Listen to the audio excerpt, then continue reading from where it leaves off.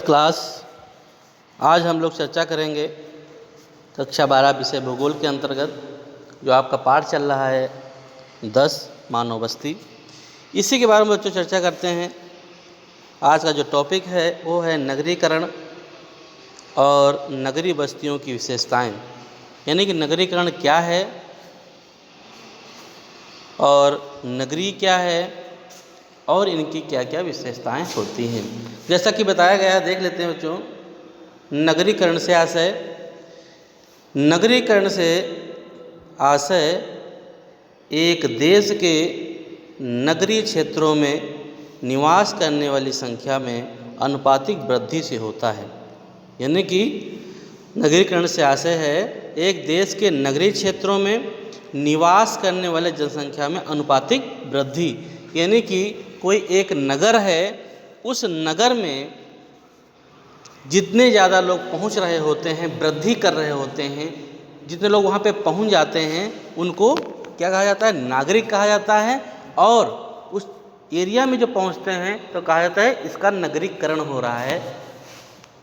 यानी कि जैसे कोई भी नगर है ना, उस नगर में जो जनसंख्या बढ़ रही है उसको यही कहा जाता है कि इसका नगरीकरण हो रहा है। आगे बच्चों बताया गया है, दूसरे शब्दों में देख लेते हैं।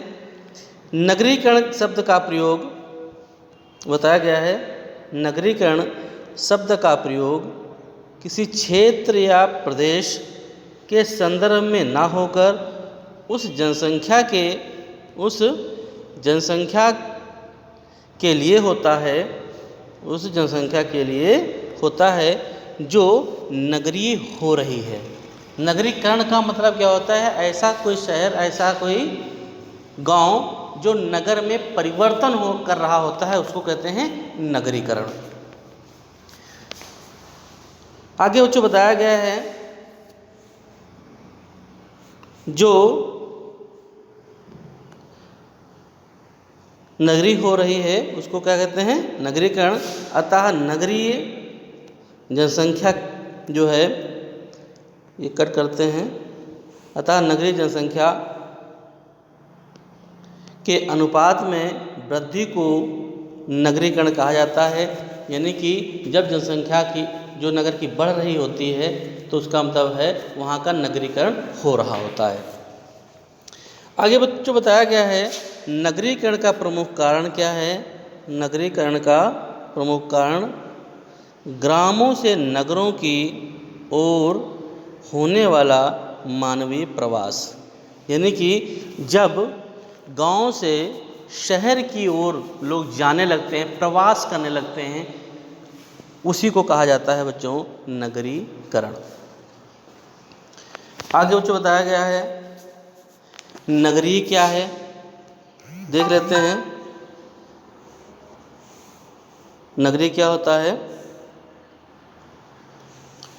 नगरीय बस्तियों में गैर कृषि कार्यों को प्रधानता मिलती है। नगरीय मतलब क्या होता है? ऐसे लोग जहाँ पर द्वितीय कार्य किए जाते हैं, यहाँ पर द्वितीय कार्य किए जाते हों। द्वितीय कार्य है, तृतीय कार्य है, चतुर्थक कार्य है, यानी प्राथमिक कार्य छोड़ करके जितने भी कार्य किए जाते हैं वो नगरीय के अंतर्गत आते हैं।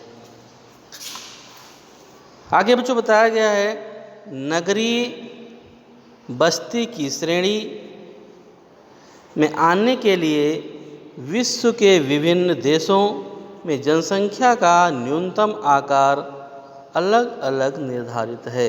यानी ऐसी जो लोग नगरी के अंतर्गत आते हैं उनका जनसंख्या का जो आकार है उन सबका अलग अलग है।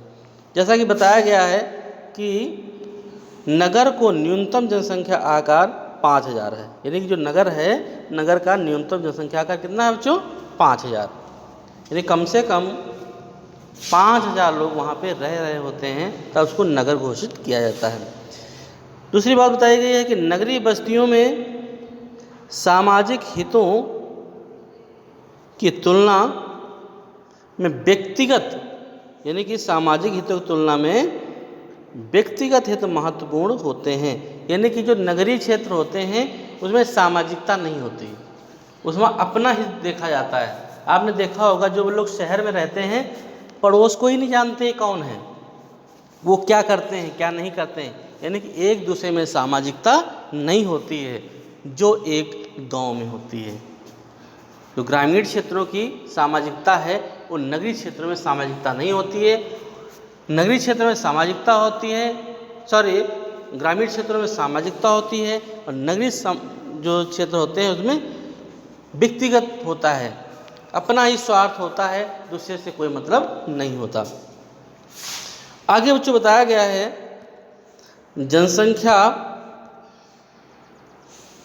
घनत्व उच्च होता है। जो नगर होता है, नगरीय क्षेत्र का जो जनसंख्या घनत्व होता है कैसा होता है, उच्च होता है।